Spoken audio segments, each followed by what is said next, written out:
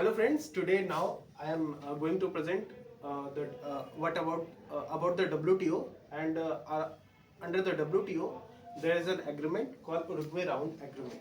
So now I am going to discuss this Uruguay Round Agreement, how it took place and what are the duration of this agreement. So it was started around 1980s and it ended around 1995. It is called Uruguay Round of Agreement. Under this agreement, there were different types of negotiations took place, ministerial conference took place. But what were the main components of this agreement? As I have written here that it covered a wide range of issues, but the main was the agriculture subsidies. Actually, it is known as agricultural subsidies. Is how agricultural subsidies took place and what are the different countries tells about agricultural subsidies.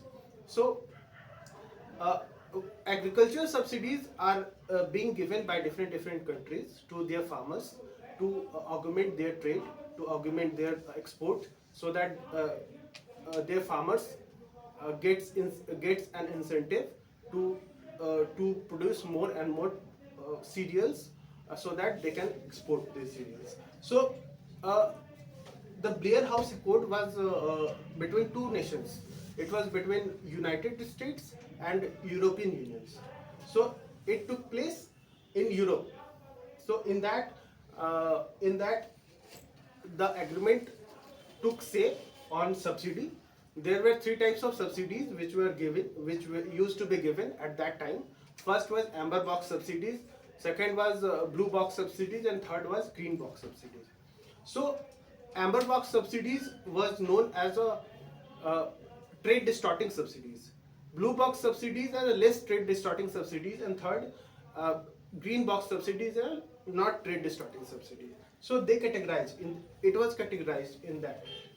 So now the birth of WTO, after the end of this Uruguay round, birth of WTO took place in 1995. So what are the components? Its different components are anti-dumping, means distorting subsidies, as I have told, that amber box was given by different countries like United States and European Unions to their farmers, so that they can produce their cereals very cheaply, so that they can dump those cheap products to the other nations to distort their trades, so that their export would be increased and the host country who were receiving their products of these nations who were dumping was in loss. So this was dumping. So WTO came into place, and it allowed that the country who were in deficit to increase their barriers, so that they can, that was also known as anti-dumping duty barriers were, so that they can feel safe against this trade distorting subsidies. Again, it was a topic subsidies. As I have told earlier that blue box, amber box, and green box subsidies were given. So in that, 21% of the volume subsidized agricultural export was to be reduced. As I have told earlier, that this was the volume and it used to be reduced. Third is safeguard mechanism. Safeguard mechanism means trade. As I have told, that tariff barriers and non-tariff barriers. Tariffs means developing country and developed countries was allowed to increase their tariffs to a certain level. Developed countries was increase or reduce their tariffs. So the developed countries were directed by WTO to reduce their tariffs on exports and domestic subsidies on domestic products by almost 36%, and developing countries was directed by WTO to decrease their subsidies by 24%. So it was a safeguard mechanism which was introduced by WTO. Third is tariffs, as I have told earlier. So now a Doha development agenda took its shape around 1999, and under this there were different negotiations, ministerial conference, and agreements took place.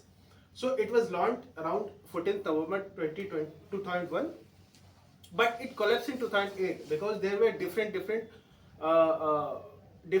opinions of different countries. They wanted that their demands, but they were not consented on a single platform. They were not streamlined on a single topic. So it collapsed in 2008. So, why did they collapse? Because the main reason of this collapse was over the special safeguard mechanism. Actually, special safeguard mechanism was done for the developing countries. Developing countries wanted to get relaxed. Means they were told by developed countries that you need to reduce your tariffs up to a certain level, but these developing countries told that no, I will not reduce the tariffs up to a certain level which you were telling, which was around 24 to 25%. But developing countries are telling that the tariffs need to be reduced up to 10%. So this was the disagreement between developing and developed countries, so that in conclusion, this agenda collapsed.